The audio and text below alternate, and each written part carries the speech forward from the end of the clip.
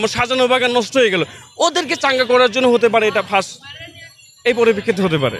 সাবেক prime minister যেভাবে দেশ পরিচালনা করছে, আমরা 5 তারিখের আগে আমি নিজে পার্সোনালি বুঝতে পারি নাই, বুঝলেন আসলে কি ভিতরেটা কি আছে, মানে এমনভাবে বিষয়গুলো লুকায় রাখছিল সাধারণ জনগণ বুঝে ওঠে না, এবং আমি নিজেই বুঝতে পারি নাই। 5 তারিখে যখন ওনারা গণহত্যাটা চালালো তখন কিসের কি ওনাকে আমার মন থেকে না, আমাদের মনে হয় না বাংলাদেশ সবার মন থেকে উনি উঠে গেছে। এটা হতেই পারে না, একটা দেশে এইভাবে গণহত্যা কীভাবে হয়? একটা প্রাইম মিনিস্টার যার উপরে যার ছত্রছায়ায় আমরা প্রত্যেকটা মানুষ থাকি, কীভাবে একটা মানুষ কীভাবে মারতে পারে? তারপরে আস্তে আস্তে বের হলো যে উনি কী পরিমাণে দুর্নীতি করছে, ওনার পিয়ন থেকে শুরু করে, একটা পিয়ন যদি এই পরিমাণে নেয়, বাদ বাকি মন্ত্রী মিনিস্টার কীভাবে নিয়েছে। সো উনি যে এটার থেকে ক্লিয়ার হয় যে উনি যে আইনগুলো করছে নিশ্চয় উনি একটা মানে ওনার পক্ষের আইনগুলো বানাইছে যে উনি যেন ওই স্বৈরশাসনটা পরিচালনা করতে পারে। তো আমরা দেশের সাধারণ জনগণ আপনি সবাইকে জিজ্ঞাসা করেন, মনে মনে হলেও ওপেনলি হলেও ওনার আইনটাকে ঘৃণা করতেছে। উনি যে আইন বানাচ্ছে ওনার হয়ই নাই, ওনার কোনো কিছুই হয়নি, আমরা কোনো কিছু মানতেছি না। ওনার আইনই বাদ, ওনার আইনই চলে না, ওনার কথা তো দূরের স্থান, ওনার কথা হবেই না, উনি যেটা বলবে এটা হবেই না, এটা কোনো মতেই বাংলাদেশের জনগণ মেনে নেবে না। এটা আমিও পারতপক্ষে ওনার কথা শুনছি, আমি আশ্চর্য হয়েছি উনি কীভাবে এত বড় সাহস পায়, এত কিছু হত্যা করার পরে, এত দুর্নীতি করার পরে আবার দেশে আসবে, এটা সাহস কীভাবে পায় সে? এটা আমি বিচলিত হয়েছি, আমি এটার তীব্র নিন্দা জানাচ্ছি। এবং ওনার এই কথাবার্তা শুনে আরও কিছু লোক যারা, আমি নিজেও একটা আওয়ামী লীগের পরিবারের সন্তান ছিলাম, আমি ব্যক্তিগতভাবে রাজনীতি করি নাই, কিন্তু ওনার যে ক্রাইটেরিয়া, উনি যে কাজগুলো করছে, আমি ধিক্কার জানাই, আমি আওয়ামী লীগ পরিবারের সন্তান, আমি একটা মুক্তিযোদ্ধা পরিবারের সন্তান, আমার কাকা মুক্তিযোদ্ধা, আমার কাকা একজন মুক্তিযোদ্ধা শহীদ হয়েছে, একজন জীবিত আছে। আমরা ছোটোবেলা থেকে দেখছি আমার বাবা মা আওয়ামী লীগ করে, সবাই দেখছে আওয়ামী লীগ করে, নৌকা করে, কিন্তু ওনার যে ক্রাইটেরিয়া উনি এত জঘন্য কাজ করতে পারে এটা আমাদের মাথায় ছিল না। এটা কোনো মতেই উনি বাংলাদেশে আসতে পারবেন, ওনার বিচার হতে হবে। আরেকটা প্রশ্ন হচ্ছে, তিনি যে কল রেকর্ডটি কি ইচ্ছাকৃতভাবে ফাঁস করেছেন যে নেতাকর্মীদের সাহস জোগানোর জন্য? না, আমার মনে হয় না, আমি জানি না এটা কেমন হতে পারে, উনি ইচ্ছাকৃতভাবে ফাঁস করছে, আমার এটা বিশ্বাস হয় না। হতেও পারে আবার নাও পারে, তবে এটা মনে হয় না যে উনি ইচ্ছাকৃতভাবে ফাঁস করছে। ওনার একটা বিষয় থাকতে পারে, হয়তো বা উনি এটা জনগণকে, অনেকেই তো হতাশ হয়ে গেছে, যারা অনেক পিওর আওয়ামী লীগ আছে, দেশকে ভালোবাসে, সবাই যে খারাপ তা না আমি বলবো না, কিছু লোক আছে দেশকে ভালোবাসে, তারা হতাশ হয়ে গেছে।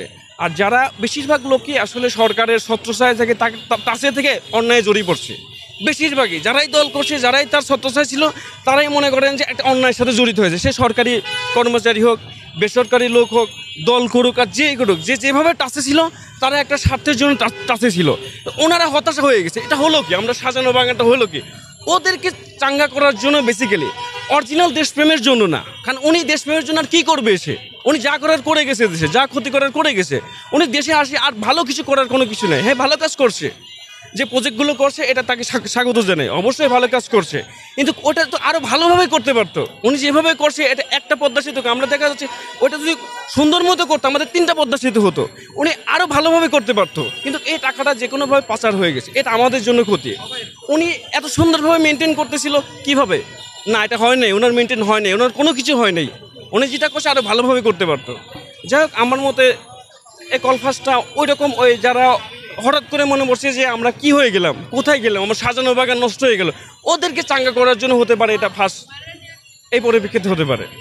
এটা আসলে আমাদেরও কোশ্চেন যে আসলে আমরা কেউ দেখি না, ওনার পদত্যাগপত্র দেখি নাই, কিন্তু এটা একটা বার্ষিক নিয়ম, একটা হচ্ছে বাংলাদেশের একটা কনস্টিটিউশন ল যা উনি তৈরি করছে। যেমন তত্ত্বাবধায়ক সরকার নাই, একজন আসলো, এটা ওনার কোশ্চেন, এটাই তো নাই, তত্ত্বাবধায়ক সরকারই তো নাই, উনি কিভাবে আসলো? কিন্তু কোনো আইনই তো হয়নি, উনি তো স্বৈরশাসীভাবে আইন করছে, ওই আইন তো আমরা মানবো না ভাই। ওটা যেমনি বলুক, মুখের কথা বলুক, যেটা বলুক, যেটা আমার দেশের জনগণের বিপক্ষে যায়, এটা আমার প্রত্যেকটা মানুষের দেশপ্রেমের বিপক্ষে যায়, সেটা কিসের আইন ভাই? এইটা তো আইন হতে পারে না, এটা কিসের আইন? মানুষ যেটা চায় সেটাই আইন। আপনি দেখেন বহির্বিশ্ব দেখেন, সুইজারল্যান্ডে বলেন বা ইউরোপের যেগুলো বলেন, এখানে 10টা লোক আছে, এখানে 10 জন ফ্যামিলি বাস করে, এই 10 জন ফ্যামিলি ডিসিশন দেবে এখানে একটা রাস্তা হবে কি না। 10 জনের মধ্যে বলে যে রাস্তা হবে, এখানে রাস্তা হবে, 10 জন বলে না এখানে ব্রিজে সরাইয়া দাও, সরাইয়া দেবে। দ্যাটস মিন হচ্ছে মানুষজন যেটা চাইবে সেটাই আইন, নটে কোনো ব্যক্তি আইন হতে পারে, সে তো স্বৈরশাসন হয়ে গেল, এটা হতে পারে না। ওই আইন আমরা মানি না, যদিও থাকে, কিন্তু ওটা হয় না, ওটা যা গেছে হয়ে গেছে, উনি চলে গেছে, এই বিষয় শেষ হয়ে গেছে। এটা নিয়ে আমাদের জনগণের মধ্যে আর বিভ্রান্ত চেষ্টা করবো না, আর আমরা এটা মানিও না। আমরা যেটা বলবো, জনগণ যেটা বলবে সেটাই আইন। সে বাংলাদেশে না আসাই ভালো, সে আগে যে পরিস্থিতি করে গেছেন বাংলাদেশের মানুষের জনগণের জন্য, তা অনুদান যা করেছেন তার চেয়ে ক্ষতি করেছেন বেশি। তা সে বাংলাদেশে আসলেই আগে তার আইনতভাবে ব্যবস্থা নেওয়া হোক, এটাই আমাকে দাবি। তার যদি বিবেক থাকে তে বাংলাদেশে না আসাই ভালো আমি মনে করি। উনি আমাকে যে অত্যাচার করেছেন বা মা বোনের যে অত্যাচারগুলো করেছেন, যে ছাত্রগুলো মারেছেন, এইগুলো তার করা উচিত হয়নি। সে একটা মায়ের সন্তান, তারও একটা সন্তান আছে, তার সন্তান চলে গেলে যে কত কষ্ট সে যারা গেছে তারাই জানে।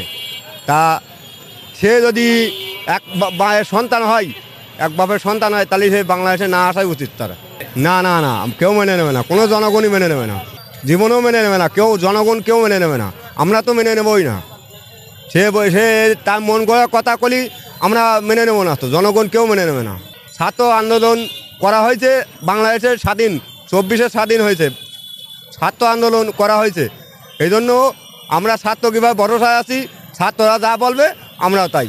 প্রশ্নই আছে না, উনি যেন আর না আসতে পারে দেশে, সোজা কথা আমার কাছে। উনি এটা আমার বলে গেছে বলে আমরা মেনে নিব। এই অটো পারমিশন তো লাস্টে উনি দিয়ে গেছে ওনার স্বার্থের কারণে, কিন্তু এই অটো আমার ব্যক্তিগতভাবে পছন্দ না, ওনার হুকুম আমি মানি না, সোজা কথা। আমরা নতুন দেশবাসী, নতুন অধিকার চাই।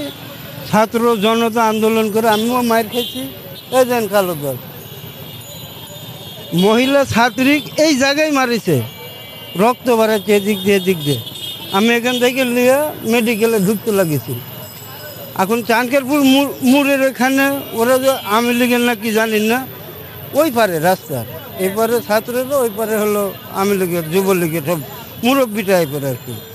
ওনারা আমাকে ঢুকতে দিচ্ছে না, 2-3টা বাড়ি মারিছিল, আমি 2 দিন কাজ করতে পারিনি। তাহলে আমি কেন তার পক্ষে কথা বলবো? একজন মানুষ তো, তারপরে একজন স্টুডেন্ট, তারপরে মহিলা মানুষ, অবশ্যই অপপ্রচার। আরে জনগণ মানে নেবে নাকি? প্রশ্নই আছে না।